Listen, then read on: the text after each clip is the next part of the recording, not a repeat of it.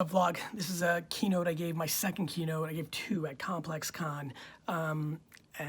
This one had a lot of juice to it, a lot of young entrepreneurship, the framework of how I see the game being played right now, and I hope you really enjoy it, and I'll talk to you soon.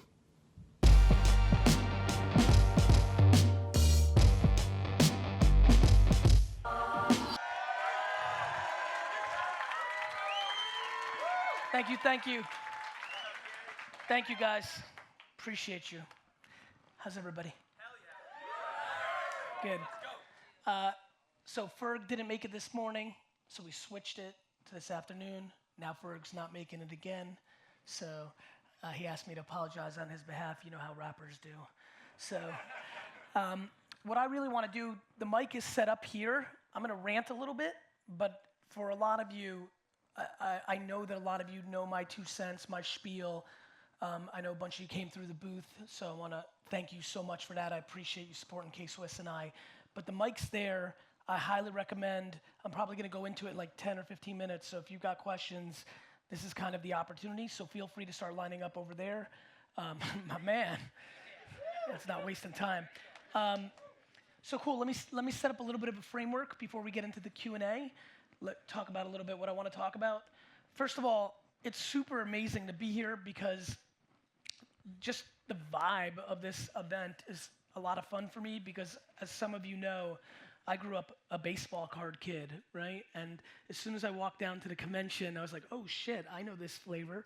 This was baseball cards 1989. Like, just the level of entrepreneurship that I saw downstairs, like people literally like wanting to fight over their position in line because they knew they had to get a better one to flip their shit. I respect that shit. I know people are frowning on the fighting. I recommend it.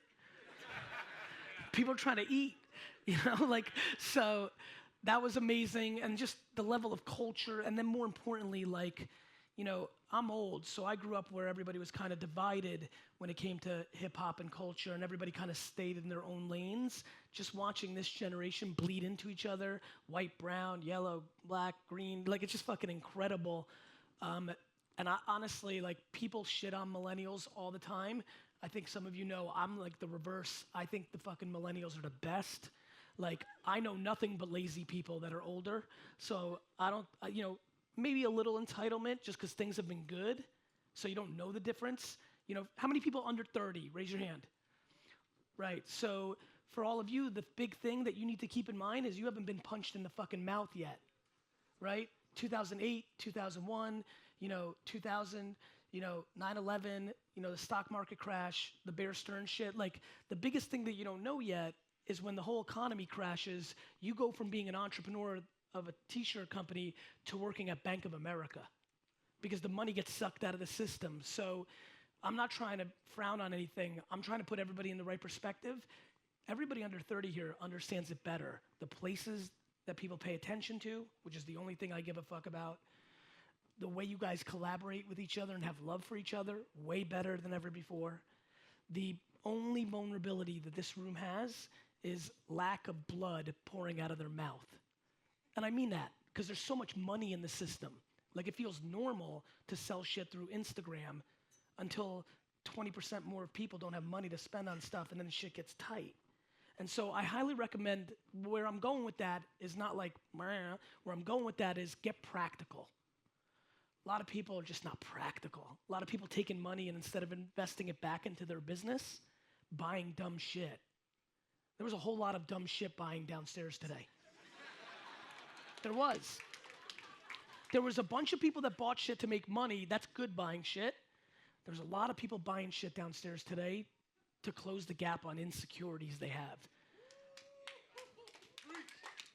A lot of people bought shit because they think the logo on their hoodie or on their kicks is gonna make them feel better, but it's not.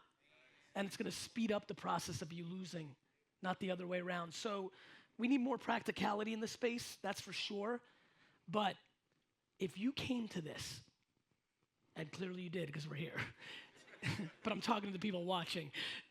If you came to this, you're fucking so much more ahead of people. Like, I was trying to tell people downstairs, for a lot of you, you've been fucking with this kind of game, whether it's hip hop or sneakers or street or urban.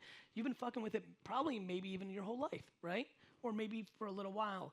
The number one thing and I'm gonna say it as an outsider, even though I fuck with it and it fucks with me, the number one thing that you guys need to understand is this shit hasn't even started yet.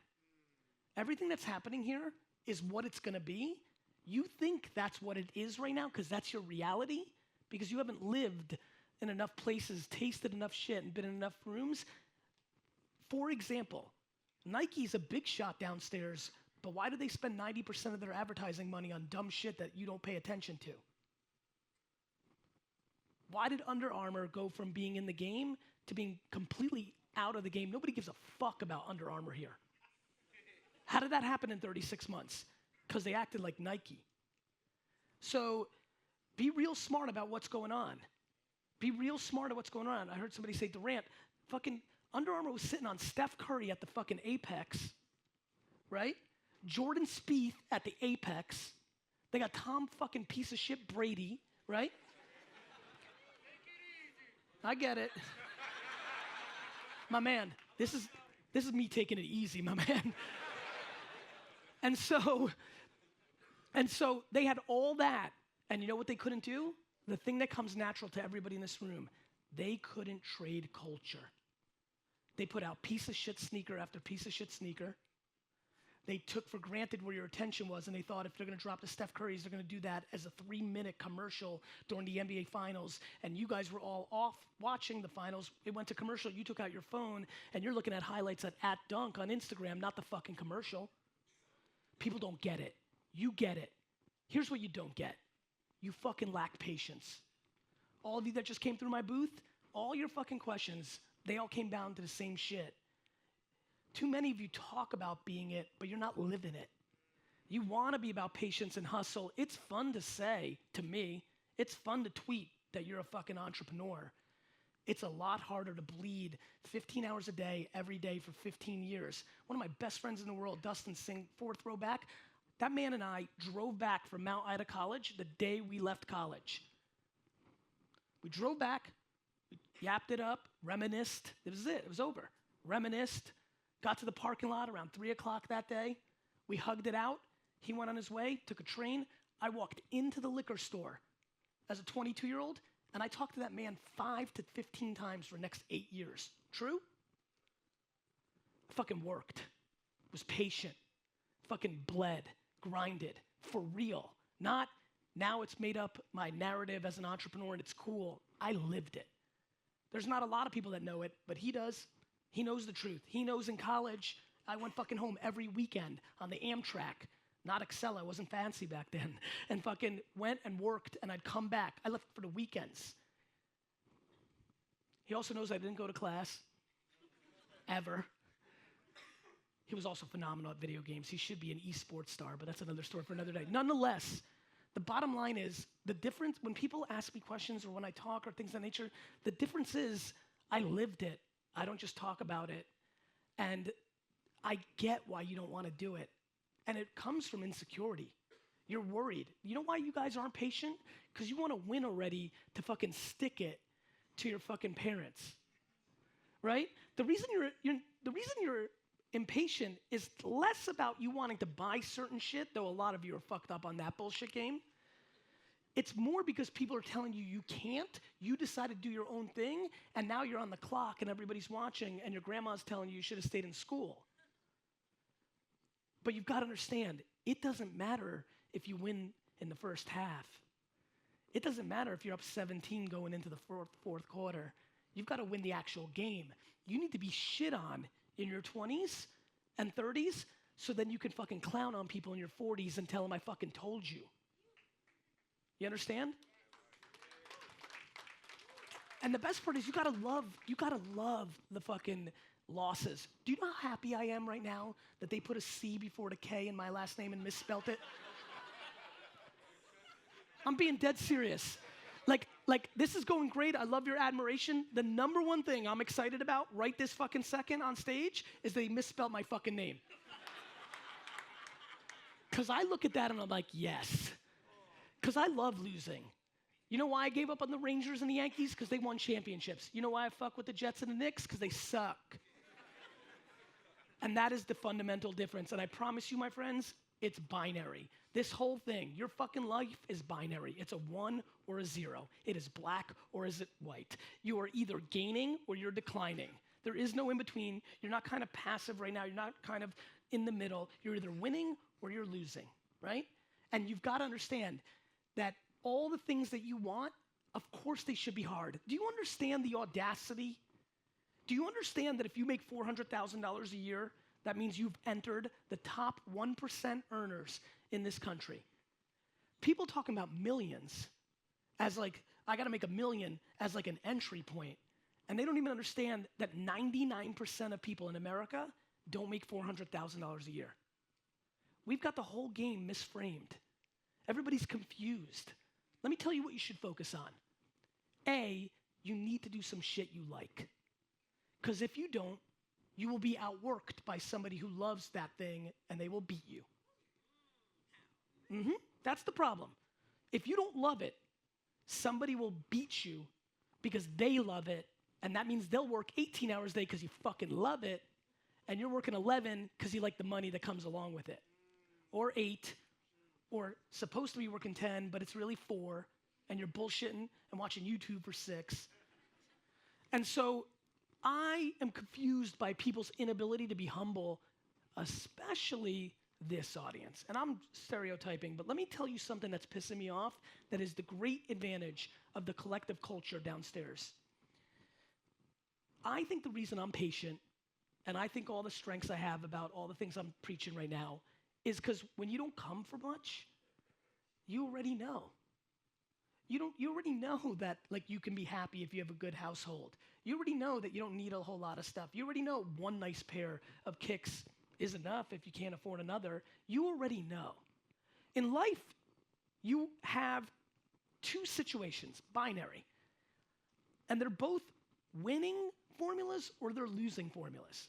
And they start the same way. You were born. And you were either born with too much because your parents are rich and they got shit, like my kids, or you're born with too little, the way I was born in a fucking piece of shit house in Belarus in Russia, right? That's it. You're either born with too much or too little. And both are strengths and weaknesses. Your fucking mindset decides it. I sit in rooms every day, and you guys know I love to sit with kids and jam and do shit. Almost every day, I have a situation. Every month, I will meet at least one person that's gonna cry to me that they don't have anything and it's hard, and they didn't get lucky and they got nothing and it's hard. And then I will equally have dinner with somebody else who will tell me that it's hard and difficult. Happened today downstairs because they had too much. They're not hungry because their parents did everything for them. Their mom and dad fucked them up because they gave them too much, which the people that have nothing, a bunch of you just sat. I've had people who have $50 million trust funds cry to me at dinner that their life sucks because they've never fought for anything, they never did anything, and they don't have any purpose, and they're lost, and they're suicidal. Which the people in here that were born with nothing are like, fuck you. Right? A bunch of you are like, fuck that, right? It's because you don't know the alternative. Everybody's pointing at everybody else without understanding. Nobody's deploying empathy. Nobody's deploying empathy. Everybody's worried about what's their issue without realizing everybody's got fucking issues. My friends, let's just get to the punchline. Nobody gives a fuck about your problems. Nobody gives a fuck about your problems because it's true. Either they've got their own fucking problems, right? Or they're just focused on some other shit, but they can't empathize with you. And more importantly, if you think that somebody owes you something because you started at a disadvantage, you're a fucking loser. You have to understand that's your advantage. Who do you think fucking rises and wins? Have you guys paid attention to what's actually happening on Earth? Have you guys paid attention to who actually wins? It's fuckers that had nothing, that had motivation to get something. We don't fucking know stories about he had this and then all of a sudden he made it big. Nobody gives a fuck about that story. There's no glory in that story. And guess what? That story doesn't exist a whole lot. You've got a lot of second generation people doing stuff, but by the third generation, everybody got so fucking soft They're even doing nonprofits all the time, or they wasted all the money. I just ask you, would you much rather, do you know I used to cry in college because my dad had a liquor store, and I was like, nobody's ever gonna give me credit because they're gonna always think that I was upset that there was a little something. And he was around, he knows it's not what everybody wants it to be when they're fucking coming up with excuses why I won and they didn't. I won because I fucking outworked you. I won because I had enough self-awareness to understand what I was good at. There's a lot of shit I wish I was. I just figured out what I was and what I liked, and then I just fucking outworked you. And I will always outwork you because I love the game more than the stuff. You just have to understand that. When you fucking love it, you can't beat me because I want to do it every second that I'm breathing. And so I need people to get to that place. The reason I'm doing everything I'm doing right now, you know, that you're paying attention to, is because I'm trying to become your excuse, your shield, your thing that you can point to. Because if you trip and fall, you guys are worried about failing, and I'm trying to get you to point at me and blame me that it didn't work versus blaming yourself so that it gives you the courage to actually start doing shit.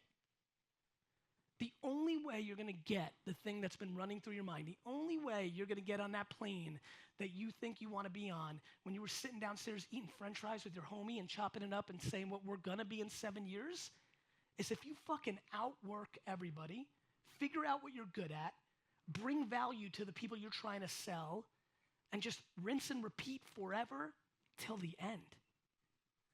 And so everybody looks at the people that made it. Bless you. Everybody looks at the people that made it, and none of you looked at how they got there. Simple as that. Everybody in this room, I promise you, my superpower is empathy. I never make, it's true. It's because, my man, I don't think my employees should work as hard as I do, and a bunch of dumb fucking business people do. If my employees should work as hard as I do, they should have as much equity as I do. How the fuck do you want somebody to work for as much as you do when it's yours? You fucking audacious piece of shit. I have empathy. I don't know what's going on. If you're not performing, it might not be work related. Your grandma might be sick. I'm empathetic. That's why I'm a great salesman. You know why I can sell you anything? Because I think about you first. I'm not worried about what it's in it for me. I'm trying to figure out what's in it for you and then give you more than you even expected so I'm trying to guilt you fuckers into my shit. And that's it. And that's why I fucking put scrutiny on everybody who's trying to do, you know, courses and pre-rolls, trying to get you to pay $4,000 for this and $10,000 for that, and all this. Like, this shit is simple. All the information is free. You don't need any of that other shit. It's fucking free. People are paying for shit to make them feel better about not doing shit. Let me say it again. Watch this. How many of you, when you first came across me, don't lie, lying is the devil. How many of you, when you first came across me, said, fuck this guy, I hate this guy? Raise your hands. Raise them high. You know why? I was suffocating you. I was suffocating your fucking excuses. There's a lot of people who'd much rather pay somebody to make them feel good about why they're not doing, because there's some so fucking secret process that's gonna get you on.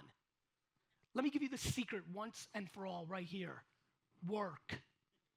A lot. Based on what your mouth is saying. You wanna be a millionaire? You need to become a workaholic, right? You wanna have good work-life balance and great family and be on the softball team and raise your kids and make 100,000? That's an amazing, let me just say it real quick, that's a ridiculous life. Making 100,000, that's a ridiculous life. You make 47,000 and see your kids and do your thing and be happy, that's great, right? But don't talk shit. Talk your reality. Talk your truth. Create a framework that you can fucking follow. Because the only people listening to your excuses or your bullshit are your loser fucking friends. And you've got to really, it's true, man. People sit in little circles with 4 people, everybody gassing each other up to not do shit. It's true. I'm watching, I'm watching all of you. I was downstairs taking selfies, signing shoes, and watching and listening. I listen real fucking careful. I watch you real quick. Nobody is putting on marathon sneakers. Everybody wants to be a sprinter. Everybody wants it tomorrow. You know, and I get it. It seems like it's real delicious over there. But let me tell you what happens when you start getting higher and higher. And Diddy said it right. More money, more problems is real, right? You want to have $1 million business that you're the CEO and the entrepreneur of? Let me tell you what happens. You're eating shit for a living. You're a firefighter. I'm about to get off this stage right now, and there's 7 things I got to fix, problems, issues. So grass is fucking greener until you live it. And so if you leave with anything, let's break down the core things and then we'll get into Q&A. Number 1, first and foremost, we need to put empathy on a pedestal. It is the fucking trait. You know what's fun for me? I'm all alpha and competitive and dude it out. The shit I believe in is the most emotional, crying, real things, you know, girly, as people try to tell me. It's not girly, it's strength. Do you know what happens when you expect nothing from nobody? Do you know what it feels like to live a life when you just give, and you never ask for anything in return? Do you know what it feels like to, in every situation, think about how the other person's feeling, even if they're fucking you up? Right? What was it, Bronx Tale? Or the guy was like, is that the movie where he's like, you're better off, it only costs you $20? I believe in that shit. That fucking scene was legit, that's right. Like people, you know how many people sitting here still dwelling about some dumb shit that happened in 2011? Like, it's a fact, man. Like, people like send me emails like, my mom stole $50 from me in 2013. I'm like, cool. Like, I'll send you $50. Shut the fuck up. Like, these are the DMs I'm getting. Like, my best friend's not working as hard as me. Cool. Split up and let's see who wins. Like, everybody knows the answers. People just don't want to do shit. This is just a fuck, like, even as I'm standing here, I'm like, fuck, why am I talking about anything else? People don't want to do it. People are going to come up with 1 million different reasons why they can't. That's why the next pillar matters to me the most. You know why I have so much energy? You know I've been going the whole time here? I'm grateful. Gratitude. And I've been grateful from the get, not like because I got stuff now. I was grateful when I was building my dad's liquor store for him, making $31,000 a year, having no social life. I was grateful because I was conditioned and was in a place that I was paying back my parents for putting me on, right? I'm grateful every day when I wake up and people I care about aren't sick, right? Like, I just don't get it. Like, why do people start caring about the shit that matters when they get scared? Like, everybody's living life. You know, like when you're driving and the cop lights go on and that your fucking heart goes, but then when the cop drives by, you're like, oof, you feel real good. And then you start driving with 2 hands and the speed limit for about 4 minutes. And then you get back to being like ridiculous. That's how people are living their lives. Right? Like grandma gets sick or mom has a cancer scare or they get sick or something and then they start caring about real shit. Nobody's giving a fuck about a Supreme backpack when your health isn't going anywhere. And so I just don't understand why people are living their lives like that. And so fucking gratitude. Whatever you got, listen, if you could afford $90 or $60 or whatever the fuck you paid for this conference, you are so much further along than the majority of the earth. You just haven't put the right perspective in place. You have not put the right perspective in place. People complaining downstairs wearing $213 shoes. Shut the fuck up. Like, get perspective. What the fuck do you think is going on in the world? Get out of your fucking bubble. Like, people talking about being in the hood and they're like, and then I started poking and they're like, in lower middle class, right? In America, with the fucking internet. Do you guys understand that you have a fucking thing on you that is more powerful than fucking every media company had fucking 25, 30 years ago in your fucking pocket? We could just laugh about that. Listen, I can go on forever. People are lacking gratitude. People are lacking empathy. You know why people like me? Because I like them first. That's it. And so everybody's watching what I'm doing and this and that. And then I'm saying things, and you guys are really helping. You guys are like my Puff Daddy. The mms are coming in. Shit, you're feeding me. Keep doing it. I love it. I'm like, I was about to sit down, but the mms are like, oh shit, I better say something else fucking fresh. I need a couple more mms before I sit the fuck down. Let me come up with a little more fresh. And everybody hears this. And listen, some of you have been consuming this for a year or two. You watch those videos on Instagram or YouTube. You watch my vlog or this and that. You listen to podcasts. You get hyped. You get hyped and you're like, right, and then you stop listening and you walk out into your real life and you go back to dumb shit. Here's why. A lot of that stuff happened early. Where you grew up, how you were raised. Biggest problem is if you had parents that are pessimistic, misery loves company. It's hard to break that. It's hard to face the fact that your mom wants you to actually lose. She doesn't realize it. You know that, right? Your mom doesn't want you to lose. It's her framework. I watched my grandma, it's true. I watched my grandma parent my dad. Well, I didn't watch her parent my dad, but I watched a lot of shit, right? I watched what my mom did with me. I watched other people like, your mom fucked you up. Your dad fucked you up. Like, that's real. But you've got to understand, instead of sitting here and dwelling and blaming them, you're in control of your own shit. You got one fucking at bat. Do something with it.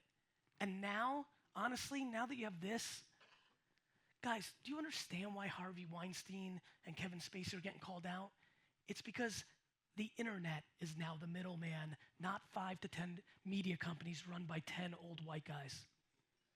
Like, you can tell me anything you want about Trump this or this, that, or the other thing. You're missing the point. You're missing the point. You know why Champion can come back real quick? Because they did the right shit for 24 months.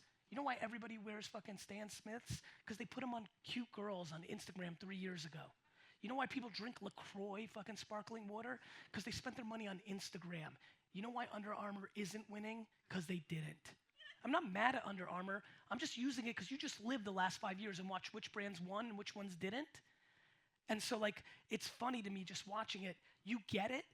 You've got the part that matters. You get it. You think Under Armour and Nike wanted Adidas and Supreme and all these things to happen? They didn't. They just did the wrong shit. You know why? They took their spot for granted. Right? They just took it for granted. And that made the vulnerability. And now it's over. Just so everybody knows, just like the internet, this whole culture, fashion, street, all that, it's over. My K-Swiss deal with Barney and Patrick and those guys, that's the preview, not the anomaly. Every brand's about to do collaborations with things that matter forever and ever. And that's where the equity is. There might be a Jordan and a couple things in sports, but in life, there's unlimited opportunities, and everybody's starting to kind of figure it out. And so, huge opportunity in this space, huge opportunity in everything. The problem is, do you have the next pillar, number 3, which is, do you have humility? Do you have humility? Do you know what, Andy K, you here? Yo, check your DM because I just engaged with 2 influencers on our sneaker thing while I was in the back room 1 second before I came out here. Thank you. Because I'm still back there with the humility of thinking somebody who's got 47,000 followers on Instagram, that it might do something for my K-Swiss joint, that I'm willing to personally write it and be like, hey, you want to do something? And people here that got nothing, aren't even started, aren't willing to DM 100 people a day because you're fucking fancy and you think you're somebody, and guess what? You haven't even started. Nobody knows who the fuck you are. I'm confused as fuck by that. Do you have humility? Do you have the humility to put in the fucking work, period? Everybody's trying to graduate into some place. My friends, the bigger you get, the more you have to work for them. I have 800 bosses, not 800 employees. I work for everybody at VaynerMedia, not the other way around. You've got it twisted. This world that you think exists doesn't. For the people really out there doing it, not playing it on YouTube, you've got to figure out what's really happening. And you need to wake up and you need to have to put in the fucking empathy for your audience, because you'll never make a good product, never sell shit unless you actually worry about them being happy with it. You need to put in real gratitude that you're even lucky enough. Do you understand your grandparents? Think about your fucking grandparents. They didn't have no internet. They had to work the job and go to sleep. The fact that you can work your 9 to 5 to pay off your debt or pay your rent or take care of what you have to, and then you can take on your phone and fucking work from 7 p.m. to 2 in the morning, that's a fucking blessing. That's a fucking opportunity. And nobody can stop you and nobody decides but us. It's fucking crazy. So you better start really fucking deploying gratitude and everybody change your fucking mindset today. Make this the fucking talk that changes your mindset. Stop fucking bitching. Nobody's listening. Nobody gives a fuck. Stop expecting shit and go fucking take yours by doing the last part, which is having number 3, the fucking humility to put in the fucking work. Because if you don't, somebody with real fucking chops is going to deploy it and take yours. Understood? Cool.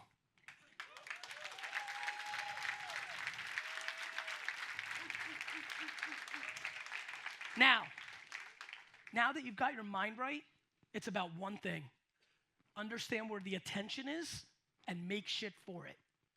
Everything I've been kind of nuanced it over there about the Under Armour and Champion thing is, if you would have told anybody in business 24 months ago that at ComplexCon, where thousands of kids that are cool are hanging out, that more of them would be wearing Champion product than Under Armour, you would have been laughed out the fucking room. That took 2 minutes. That's why attention is so important. Attention's so important because if you're not smart about it, you will lose. When MTV came out, they went to the biggest rock bands in the world, and they asked them to make videos. And most of them said no, because they weren't willing to give away free music. And they were playing stadiums and getting paid. And 36 months later, nobody gave a fuck about them. And they gave a fuck about Madonna and Michael Jackson and Rod Stewart and Duran Duran and whoever made shit for it. Our MTV sits in this place. Our MTV comes across in 4 or 5 platforms. Instagram and Snapchat, right? Instagram and Snapchat are MTV and BET. You understand? Except it's not 1992 anymore, right? And so what you are trying to do every day is become the TRL, right? You're trying to become the show. And every one of you can do it, and it doesn't cost you any money. The problem is most of you are losing because you're fronting on your content because you're not willing to be authentic because you think you got to play a part. And the ironic thing is all the magic is in the shit that is corny. It just is. Because you all look the same. If you're all playing up to the same standards of what's cool and what's good content, you end up all looking the same. 100%, my man. I now have declared every single human on Earth ridiculously hot because everybody's figured out angles and lighting and filters, and I go on fucking Instagram, I'm like, fuck, everyone's hot. How are you a point of differentiation if you know how to kick up your heel and kick your ass out? And that's all you see for 74 people in a row in your feed. I don't know your fucking name. Right? And every dude's doing the same dumb shit, like taking off their phone. It's the same shit. Whatever it is, all the shit that got me to where I was I never gave a fuck about you. I was never gonna pander to what you decided at that moment was cool. I was gonna live my life. And then I got lucky and it stumbled into entrepreneurship getting a little cooler. Everything that's gonna make your shit pop is in the stuff that your parents and your sister knows about you, but not even your best friend. The corny shit in your stomach is the magic. You just need to share it with the world. Please think about that. Because everything else becomes noise, but your real personality, your nuance, that's the only currency you can trade on because that's the only thing not replicatable. Got it? Yes. The video I posted just now, right now, that's doing super well about fuck up on purpose. You guys see this? In it, my voice got so high. You saw that? How many people saw that? Everybody in the comments yo, fuck this Mickey Mouse puss of shit. And I read it, and I click on it, and the guy's living at home with 106 followers, and I reply to him that Mickey Mouse shit is why this won. The nuance. Be you.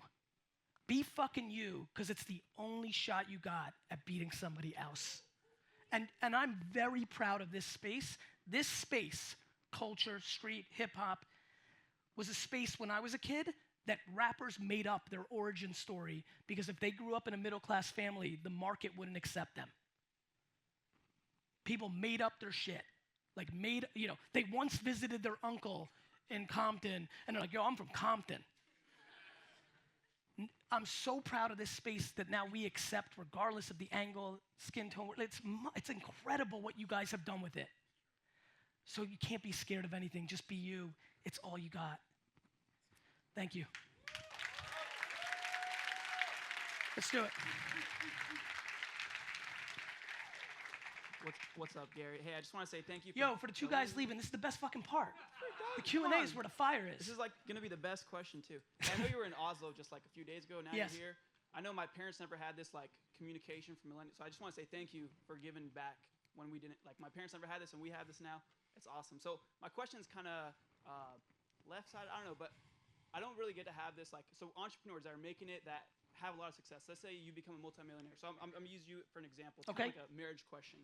But how do you not balance, but like if you make it, how effed up is your family life? Like balancing it with your wife. It just depends on who you're fucking with, right? Like it depends on who your partners are. Like you got to over communicate. Like everybody wants different shit.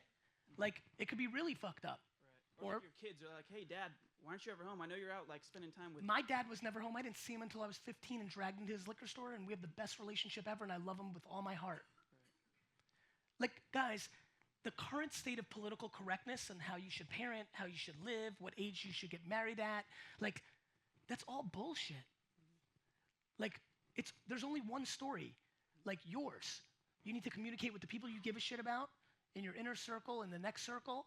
Like, there's people that are home 9 to 5 every day that are fucked up. There's people that spend every day with their spouse. Every day. They both work in the home office, and they're going to get divorced in 9 minutes because it's fucked up. Like, there's no right size fits all. Let me tell you how you really solve what you're trying to say. You guys want to be selfless and be good and give back? Be selfish first to get your shit to the place where you need to be. So, like, when you were, like, in the process of getting married, you were like, hey, dude, I'm going to be... Yes, I looked at her and said, hey, dude. Not hey, dude. No, but, like, real quick. Yeah. I'm just using your... I was like, I'm going to buy the jets, and you think I'm going to slow down, and I'm going to gear up. I'm working harder now than ever. This is the hardest I've ever worked in my life, right now. I went to Oslo, and then Copenhagen, connected in Moscow, got here, right? Leave for Australia tomorrow night. I'm in Australia. Fucking Tyler. Tyler fucked me the fuck, not you, Babin. Tyler. Schmidt. Schmidt really fucked me up. I'm in fucking Australia for 30 hours, 4 keynotes. He gave me 2 hours of sleep. Thanks, Tyler. You know, and so like, this is like the hardest I've ever worked, and like, it is what it is, right? Like, you just do the best you can, bro. Right. That's it. You just do the best you fucking can. For sure. Because the truth is, when you get to that place in your own head and you're living in your own head, you don't care what other people think. I don't care what my parents think. I don't care what my spouse thinks. I don't care what my kids think. I don't. I want it to be awesome, but I got to start with me. So do we come in like to a relationship thinking like, dude, over communicate. Be like, hey, dude, I want to be big. Yeah. For sure. Good. Okay. Thank you. Check. Oh, they fucked up and gave me the mic. First off, give shout out to whoever put this complex because this is an amazing event. I came from the Real Estate Wealth Expo and I saw Garyvee come in and it was like Brendan Bouchard or Garyvee and I was like, oh, fuck Brendan Bouchard. I want to see Garyvee, you know? So, but attitude of gratitude. I just want to thank you for spitting real shit. That's it. You know, the things you're saying is so right. You know, what really matters, this is all fun and happy and everything, but what really matters is tomorrow, Monday morning. What are you doing by yourself without the rah-rah, all that stuff? So I just want to say it's I true, appreciate man. you. Everybody's acting a role here, and you're right. The ones that are going to win are the same role that was played out today is played out tomorrow. Right. Now, you may have a job, but is your head in that same place? Are you happy that you're eating shit for 11 hours at your job and you can't wait to pick up some fast food and then go home and then grind and have nothing good happen? And then start again Tuesday. I mean it. Like, do you love like the grind? Do you love the negativity? Do you have that patience? Do you like when you lose 100 followers a day instead of gaining 1,000? Do you like it? I do. I do. I like it. I think it's part of the fucking process. You can't have the riches without the shit. So thank you. Appreciate you, man. You got it, man. And I want to say one more thing on that. The reason I spit real shit is because I'm selfish. I know I'm going to be right. And after you're done fucking with a bunch of bullshit artists, you're going to come back. Hey guys, just in the interest of time, let's please keep it at one question and really quick, please. Thank you. All right, hi. Thank Hi. you so much for being here. So I come from this world. I was pretty entrenched in this about 10 years ago, around 2009, when everything kind of fell to shit. I changed my life, and I just moved into another industry, and now I have a startup called Superfood School that is an online course that helps people to just get more plants on their plate, regardless of their diet. My big question is, I come from this world, was pretty entrenched, arts and entertainment. This whole business thing is a big thing for me, so my question is just, someone moving from creative to really moving into business. Like, I just learned the word scalability like 2 years ago, listening to Frank Kern, Even Pagan, all of those guys, and just not wanting to go back to business school, but really trying to just get on this wave. You know, plant-based and the online courses I'm are listening. just like, it's the wave. So just, Here's the problem. Those other guys you just mentioned, I know them both. Yes. I got love for them. But they're trying to make you monetize short term. They're talking to you about short-term funnels, landing page optimization, trying to get that money. And what happens is Frank Kern gets you to ask your audience for money too quick when you don't have an audience yet. got it. Do you understand? Yes. And you know what else? You know I'm right. Yeah, I do. You know what I mean? Yeah. You can taste it. Yeah. So cool. They're not wrong, in my opinion, other than they want you to monetize too quick. Everything's about create the persona, drive the fucking traffic, optimize, get emails, free ebook, but then you sell them the thing JV. This guy's got a list, all this fucking bullshit. Do you understand? Yes, I do. And I know you know it is. Yeah. What you like about what they're saying is it's gonna happen fast and you're gonna make $130 a year quick on fucking $12,000 a month recurring revenue because they're gonna be on your 30K in system. a launch, like one launch. Yeah, I know. I get it. Fuck that bull fucking shit. Do you understand? So instead, there's tried and true methods, which is run the fucking marathon, keep it humble, put out good content. It's super okay to ask to sell something, but you gotta believe in it. And if you don't believe in your $439 ebook because it's a compilation of shit that they can find, then you don't do it. But maybe it's $110, maybe it's 47, maybe it's something else. But just don't waver for the short term. Okay. That's all this is. Okay. Got it. Thank you. You're welcome. How you doing, Gary? Good, brother. Name is James Yukawa. Handles at Bolo Kills. Had to do my thing. Respect. So 2 years. I just want to get this out of the way. It's kind of surreal just speaking to you in person because I've been seeing it for such a long time. But 2 years, I hit kind of rock bottom, and I found you on Facebook on that 5-minute rant randomly, and it's just like, what the fuck? And it just completely changed my mind. Makes me happy. Fucking 1 hour drives every day. I changed my health as well.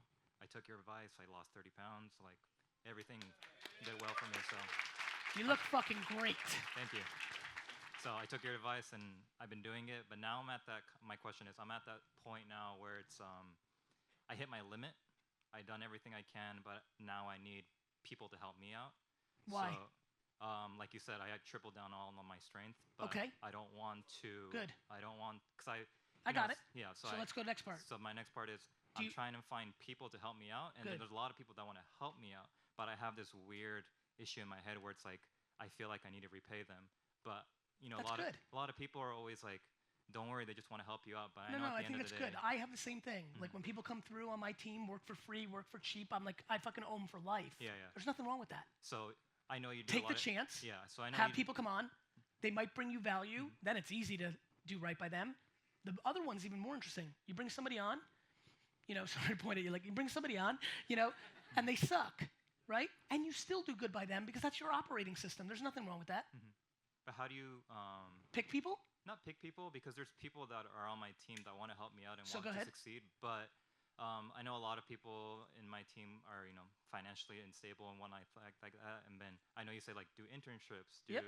blah Yep. blah blah, just kind of give them value for it. Yep. But they don't want that stuff. So find somebody who does. And for those people, I try to bring them on and kind of give them opportunity. They're grateful. Yep. But as an HR point of view, like what do you do to kind of repay them? So I do like I'm thinking of like My right man, now. real quick, because I see he wants to take you off and we got Yeah. other people. I got this. I'm so sorry. Real Yeah, quick. yeah, It's super simple. It's super simple. Hear me out. Mm-hmm. You're overthinking too much shit. Here's what you do. You bring people on, Yes. and you take the risk that you won't get enough value back in return, but then you do right by them. You ask them what the fuck they give a fuck about. There's 8,000 people in my inbox that literally say they will work for me for free for 2 years because they know the Bab and D-Rock and Andy and Tyler story because I'm good enough to pay back everybody if they do right by me. Definitely. Take the risk with a couple people that doesn't cost you anything so you can afford it and just play it out. Instead of overthinking it in theory, just do it a couple times. You're gonna learn from the doing. Simple as that. Cool. Just give more than you got. Thank you, Gary. You're welcome. Appreciate it.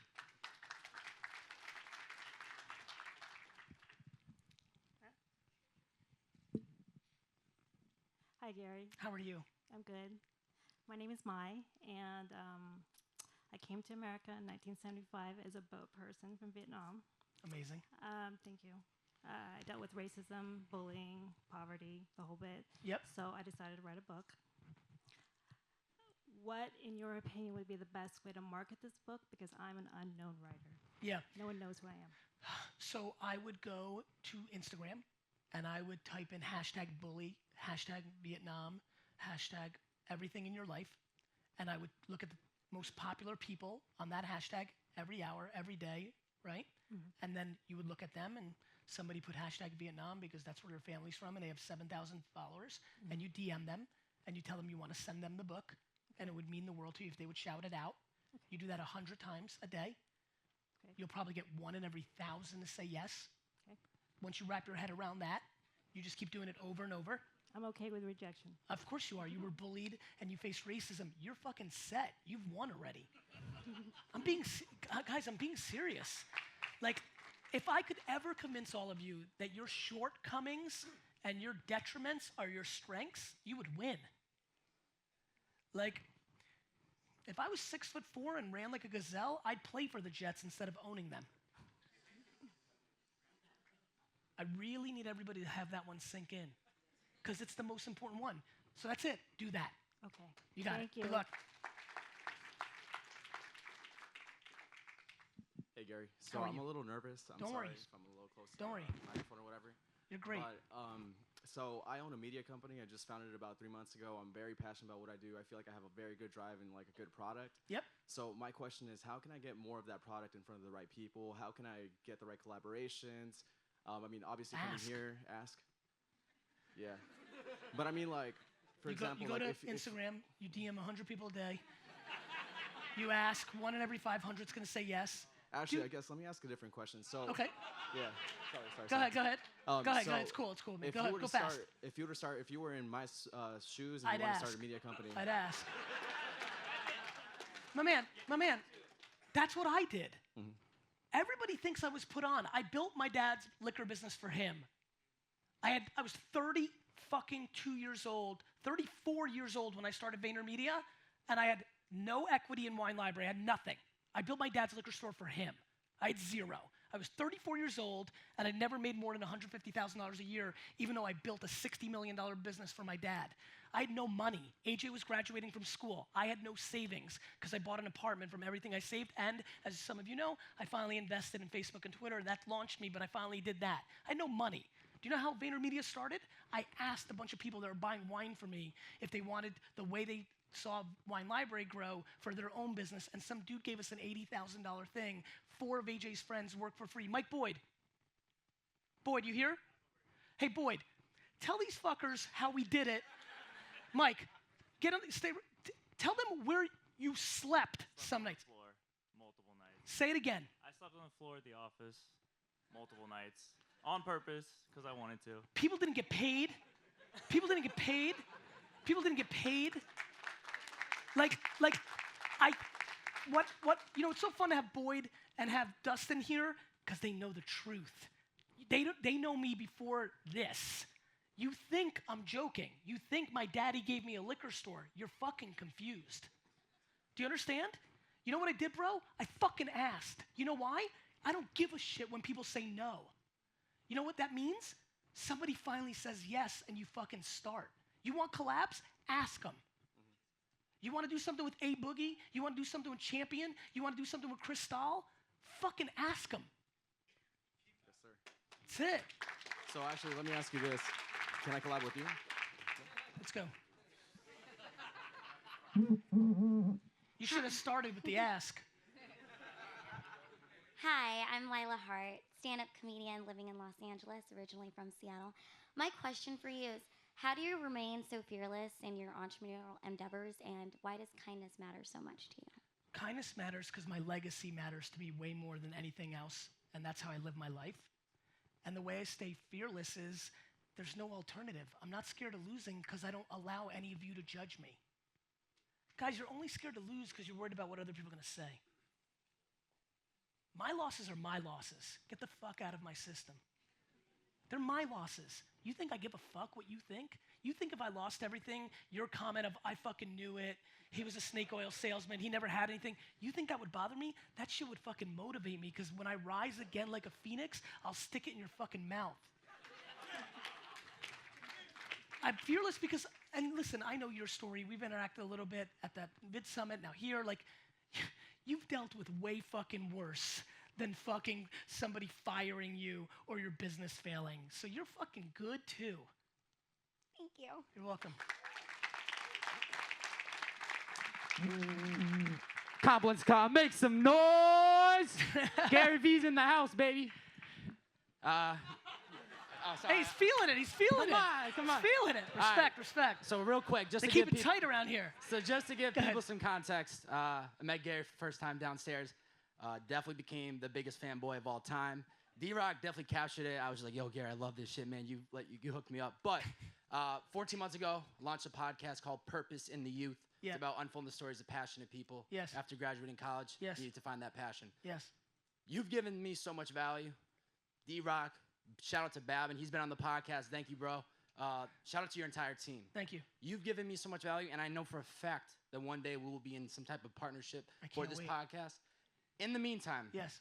what value can I bring to you through my podcast? Just keep doing your thing. I need nothing, man. You fucking winning is fucking all I want. I'm going to get mine by myself. You go do you. That's it. Nothing. it. Not even like a Gary Vee shout out in Dude, it. I was yelling at fucking Schmidt, like, because the sneaker release on the 14th, I thought was going to be like me being there and like doing what I did downstairs. Instead, he's like, yo, we're doing this party and we're going to invite 150 VIPs. And I'm like, fuck, that sucks. Like, I don't like stuff. I don't want you to do anything for me. You fucking executing on the thesis, the shit that I'm trying to penetrate people's skulls and hearts in here with, you doing that fucking pays me back 10x. Do it.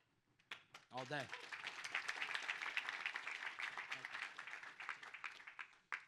Yo, how you doing? I'm Marquise Trill. I have 8 million followers on all social media platforms. Hello to I'm everybody aware. here. So basically in 2016, you emailed me, you said come see me, and it never happened. All right, so we're gonna get to that, all right? But my question is, since you're an investor and you invested in so many companies like Twitter and Snapchat and Facebook, are you invested into blockchain and Bitcoin? So I bought Bitcoin in 2014. So I just need all of you to eat that for a minute, okay? I love showing my Coinbase to people. They're like, fuck. I put in 25K. It's worth life. I know it. So, Marquise, listen. I think blockchain's way bigger than people realize. Like, people are fucking with it like on a Bitcoin level. Then people a little smarter on the Ethereum level. But when you understand what the blockchain is, my big thing with the blockchain is it can literally overthrow America and China and Russia. It's that powerful. It's a platform of trust, and we can do shit with each other, and everybody else is out. It's so heady, man. I understand it theoretically. I haven't spent a lot of time in it, right? But I've been spending more lately. You know, there's a lot of bullshit ICOs, get rich quick bullshit that's starting to happen. I need all the dust, thank you. I need all the dust to settle a little bit. I'm watching. You know, my favorite time is when I'm like the cobra in the grass. I loved social media like 2006, 7, 8, because I was just like creeping. I was like in there, I was watching it. Like, that's how I'm with blockchain right now. That's how I'm with AR. That's how with voice, I'm a little louder because I was in the grass 2 years ago with voice and Alexa skills and podcasts, but now I'm out. I think it's super fascinating. I think there's a lot of people that know a lot more than me, which is why I don't spit on it a whole lot. But it's big, big. Like, building on top of it, building on top of Ethereum and taking advantage of it, there's real things. The same way you hacked. I watched how you hacked your social. You did it a little different. We can talk about it any way you want. But I think if you deploy some of that hacker culture into blockchain, you might find some real fruitful shit. All right, thank you. Bet. Thank you.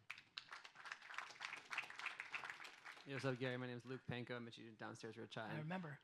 Quick question about audio. Yes. So I teach English to Italians, right? I'm aware. And about starting a podcast. And for them, obviously, they do a little more advanced, or I give them transcripts and stuff like that. But what's the best way to deploy, like, I know you talk about not monetizing too early, doing the whole Frank Kern stuff, right? But obviously, you got to make some money at the same time, right? So as far as... Well, you do. But I mean, like... But real quick, before you go anywhere, how much? So to me, that's like, I'm doing this more for everybody. I'll get back to you. Of course you have to make money. My question is, how much? Like, if you want it real bad and you can't breathe, why can't you at 28 live with 4 roommates in a bullshit place?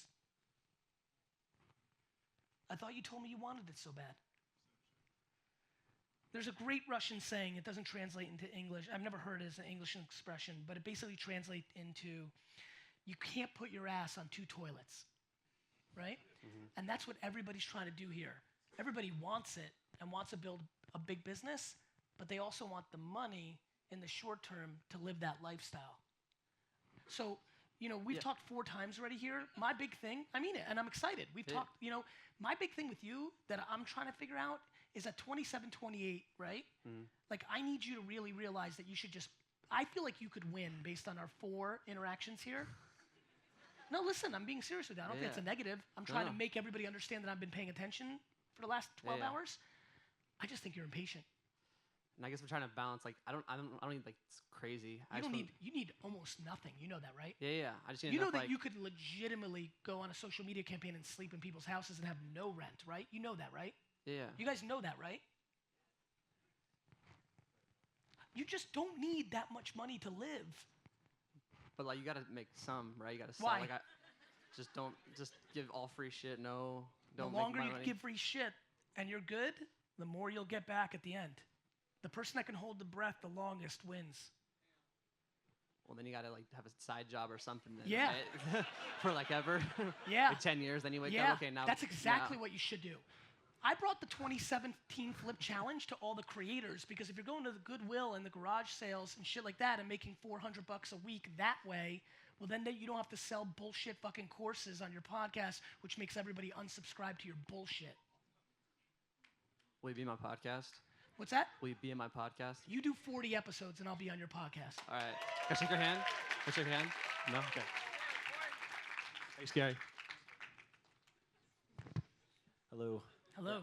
I'm not comfortable on mic, so I'll just start off by saying that. Hello. Nice to meet you, Gary. Good to meet you. Huge inspiration. My name's Bobby Torres. I'm from Orlando, Florida.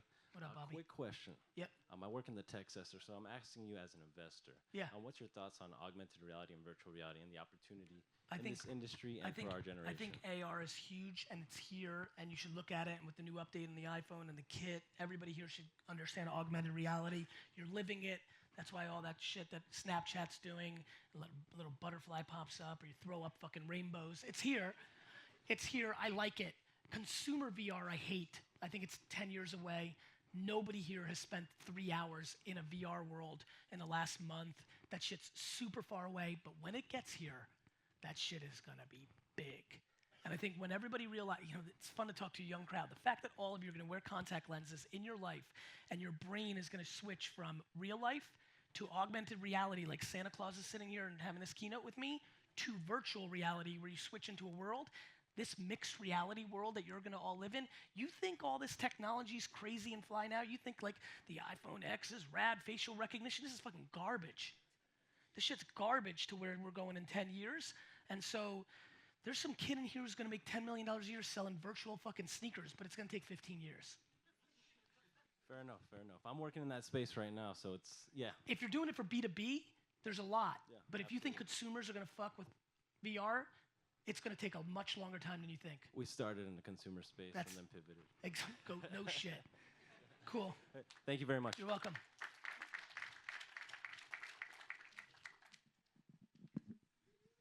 She gets the mic. Hi, I'm I'm Bianca Rochelle. I'm from California. Well, not California, San Francisco. and I'm How old are you? I'm 9. It's so nice to meet you. Nice to meet you too. I'm a rapper and a business owner. I come to events like Complex Con. I come to network because I push myself and create partnerships with the brands. Do you think I'm going at it the wrong way? You are definitely not going about it the wrong way.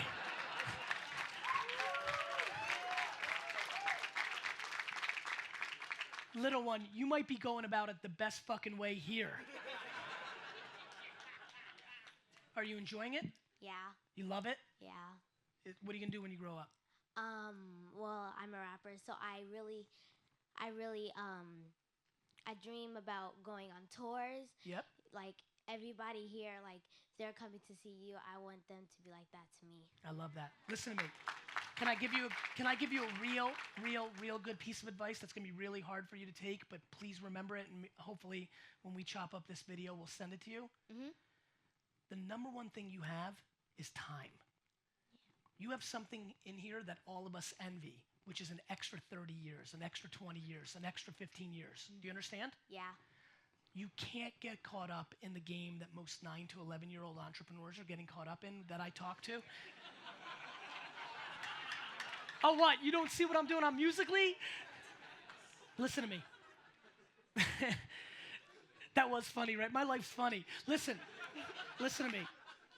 The thing that a lot of, single-digit entrepreneurs are getting caught up with is you care too much about how many subscribers and followers you got.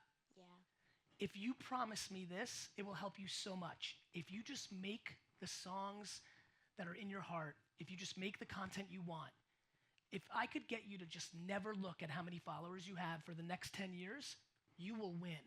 It's gonna be hard. All your friends are gonna ask how many.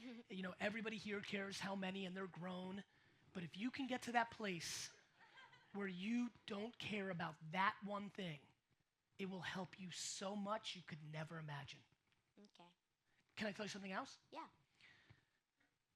If you talk about your real life, which is obviously very different than our real life, based on how you see things in the world, it will be really interesting shit. Yeah, that's how my songs are. Like, I don't tell fake stuff. I don't want to tell fake stuff. I want to tell my life story and how I got here. I love it. Keep getting your thing, girl. I love you.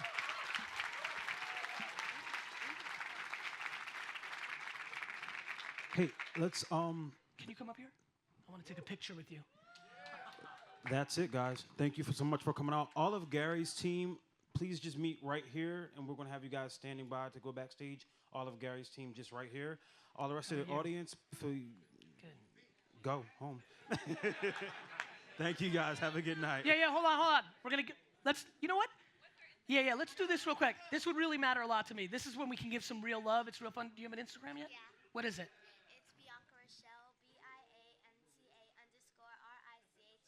Hold on. We're fucking old. Bianca _ there you go. Hold on, let me, you know what I'll do? This is an even better move. I'm gonna follow you right now, and then everybody will go to my account and look at the last person I followed. BIA. BIANCA. _ R. RICHELLE.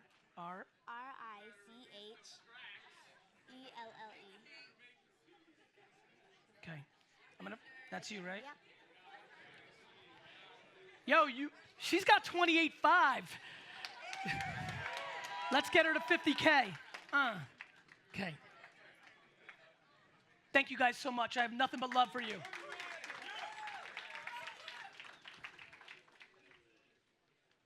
It's real cute. I wish you well.